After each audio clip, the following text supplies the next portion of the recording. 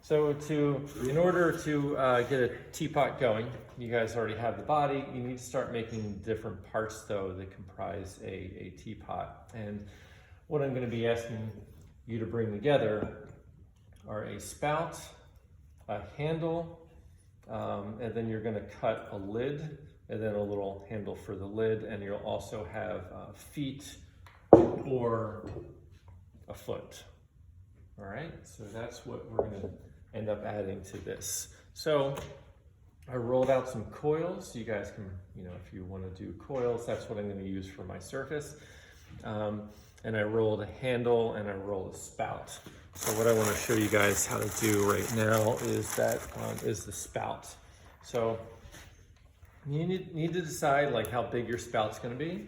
Okay, this guy Anthony that made this pot, you can see he doesn't have a lid on his, and he doesn't really have a spout like this, but he had so much surface going on here, it didn't make sense to do all that other stuff. Plus this took him a long time to do, but it's like gorgeous, right? Spout on the top.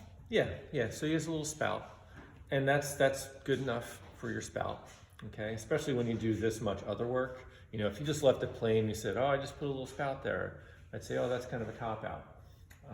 But maybe it's not. As long as you can explain it to me design-wise, as you want a really minimal spout, perfectly fine, okay? But usually on a teapot, you're gonna want something that will actually like pour it into a cup rather easily. So all I need to do is take a kneaded, or a wedged piece of clay, right? Get it into that conical form to start off with, okay?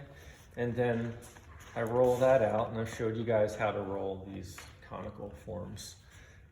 However long you want the spout to be, more or less that's how long you want this coil to be rolled out to. We have a bunch of different size dowels. I just have them all out up here. And what this is for is to go up through the center of that. Fluid can come out. Mm-hmm. Yeah, so that, I never get it perfectly centered. That's okay. I'm just gonna squish it into center.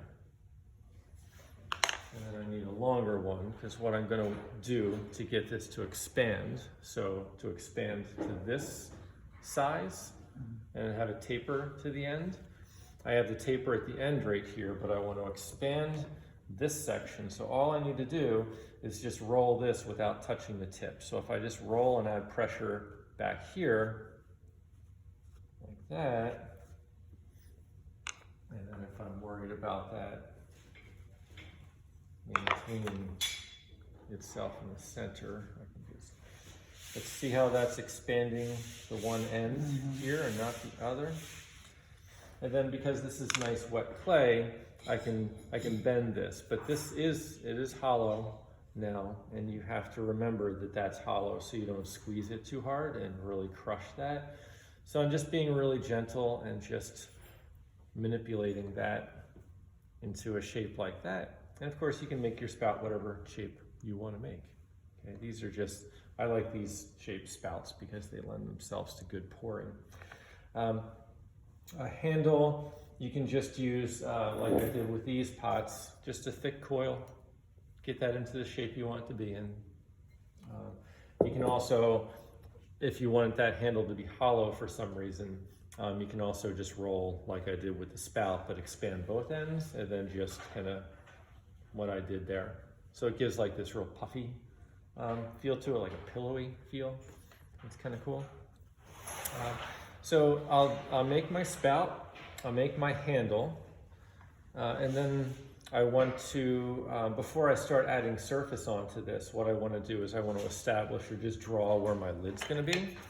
So I can do that with a compass. I can just get a circle that's in the room, that exists in the room. Like if I want it to be that small, I can just trace around that. But you can find something else just to trace around to get a circle. It doesn't need to be a circle. So let's say I want this to be, no, I like circles. So, but I'm just gonna freehand. Circle on there for a lid. And then what I like to do is I'll add a little notch You guys carve pumpkins? Yes, I do my pumpkin. Yeah, so there you go. So I'm gonna add a little notch back there. So when I do go to cut, I'll cut it now. Why not?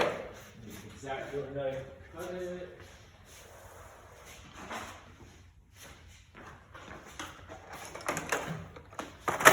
Oops, wrong tool. There it is.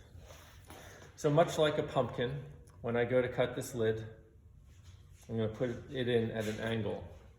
Okay, if you don't put it in at an angle, the lid can just fall in, right? Have you all carved pumpkins? No? Yeah. Yeah. Good. If you want help with this, of course I can help. I'll flat mine a little bit. Back here. Cut that little notch out. The little notch lets me know, of course, how the lid goes on there. And then that might stick a little bit. Okay. So there's a lid that's always going to fit. Because it always goes on there right like that. It'll fit perfectly. Just do not alter these two surfaces. Okay? And you'll be okay with that.